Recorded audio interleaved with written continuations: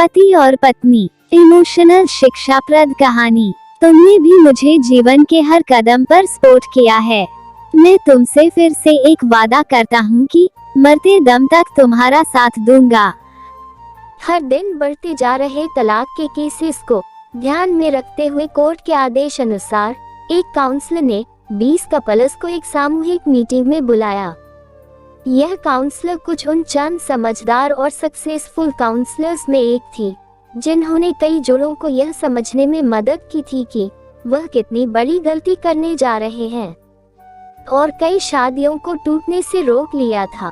इस मीटिंग में आने वाले सभी कपल्स के दिमाग में यही चल रहा था कि उनके घर के बड़े बुजुर्ग जिस बात को नहीं रोक पा रहे थे उसे रोकने के लिए ये काउंसलर क्या कर लेंगी।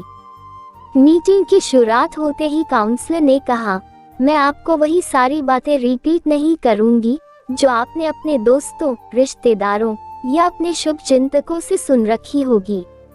मैं आपको एक गेम खिलाऊंगी। उसने सभी जोड़ों को ध्यान से देखा और बाद में एक महिला को अपने पास आने के लिए कहा।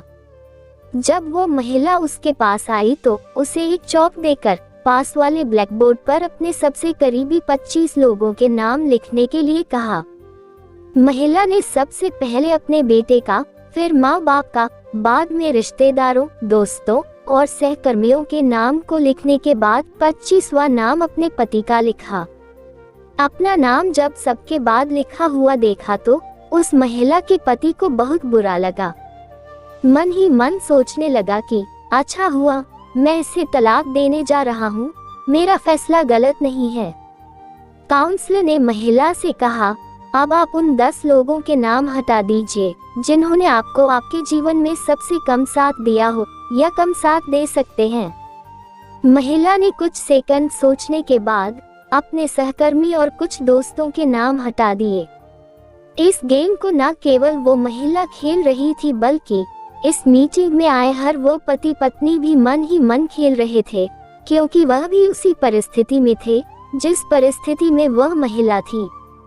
काउंसलर ने फिर से एक बार उस महिला को 10 और नाम मिटाने के लिए कहा। इस बार महिला काफी सोच में पड़ गई। 3-4 मिनट सोचने के बाद उसने अपने बाकी बचे दोस्त और रिश्तेदारों के नाम हटा दिए। अब केवल 5 नाम बच गए थे, जिसमें उसके माँ बाप और 2 बच्चों के नाम के साथ उसके पति का नाम था। हर कोई यह देखकर हैरान था कि सबसे आखिर में अपने पति का नाम लिखने के बाद भी उस महिला ने दोनों बार जब 10 नामों को मिटाने के लिए कहा गया तो उसने अपने पति के नाम को नहीं मिटाया। काउंसलर ने अब उस महिला की तरफ देखी और बोली, आपको 2 नाम और मिटाने होंगे। महिला अब दुविधा में थी। वह काउंसलर की तरफ ऐसे देख रही थी जैसे कह रही हो कि मेरे साथ ऐसा जुल्म मत करो। काफी समय लेने के बाद जब महिला ने 2 नाम मिटाए तो उसकी आंखों में आंसू थे, क्योंकि वो नाम उसके माता पिता के थे। मीटिंग में आए सभी लोग इस घटना को बड़े ध्यान से देख रहे थे। उन्हें हर बार आश्चर्य हो रहा था, लेकिन इस बार कुछ ज्यादा ही हुआ, क्योंकि सब मान रहे थे कि जब साथ देने की बात हो तो कोई भी व्यक्ति अपने माँ बाप का नाम नहीं मिटा सकता। काउंसलर यहीं पर नहीं रुकी। उसने अब महिला से कहा कि एक आखिरी बार 2 और नाम मिटा दीजिए। महिला की हालत ऐसी हो गई जैसे कोई उसे सजा दे रहा हो। अब की बार उसने काउंसलर से मना कर दिया कि वह अब इस गेम को और ज्यादा नहीं खेल सकती। काउंसलर ने उसे समझाया कि आपको सिर्फ नाम मिटाने हैं और यह एक गेम है, इससे ज्यादा और कुछ नहीं। जैसे तैसे काउंसलर ने उस महिला को 2 और नाम मिटाने के लिए मना ही लिया। कांपते हुए हाथों से महिला ने जब अपने दोनों बच्चों का नाम मिटाया तो वह फूट फूट कर रोने लगी। उस महिला के पति के साथ साथ वहां आए सभी लोग दंग रह गए। वहां आए सभी लोगों का यही सोचना था कि चाहे कुछ भी हो जाए तो महिला बच्चों का नाम नहीं मिटा सकती। काउंसलर ने उस महिला को अपनी जगह पर जाकर बैठने के लिए कहा। काउंसलर ने वहां आए सभी जोड़ों की तरफ ध्यान से देखा जो उतने ही दुखी थे जितनी कि ये महिला थी।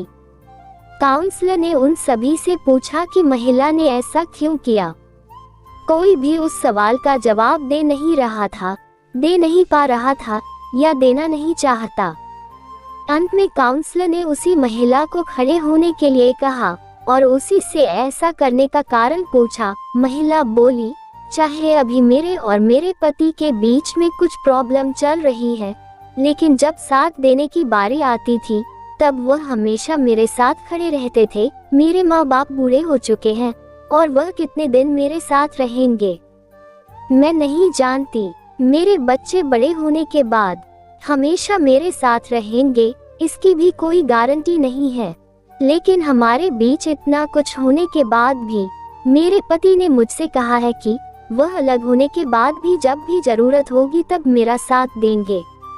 महिला बोली, हम पता नहीं क्यों तलाक तक पहुंच गए। आज उस गेम को खेलते हुए मुझे रियलाइज हुआ कि हम दोनों के बीच ऐसी कोई बड़ी समस्या हुई ही नहीं है।